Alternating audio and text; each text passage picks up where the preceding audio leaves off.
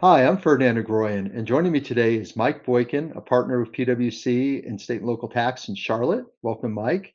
Today, we're going to be discussing legislation in South Carolina that provides some guidance regarding intercompany adjustments and forced combination. So, Mike, what are the takeaways for taxpayers?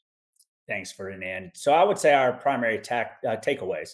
The legislation has been eagerly anticipated for the last several years. And what it does is imposes additional obligations for the department before they can force a taxpayer under audit to file on a combined basis.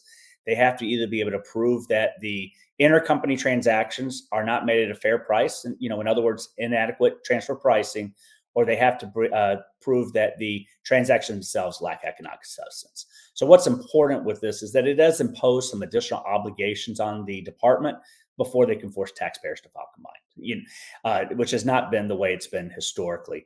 Why it's important is that while this does not apply to any taxpayers that are currently going through litigation at either the administrative or a higher court level, it does apply to any taxpayers that are under audit or that are going through appeals of their audit. So I would say, immediate things that need to be done are, if you're under audit, have a conversation with your auditor to try to find out how this legislation is going to impact how they're planning to continue with the audit.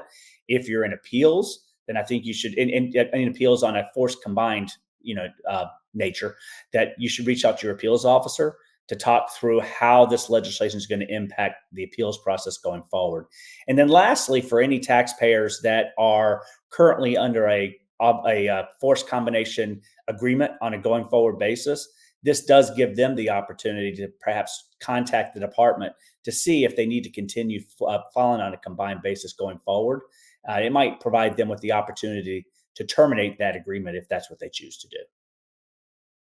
Great. Thank you, Mike. I appreciate those insights. And thank you all for joining us here today. Take care.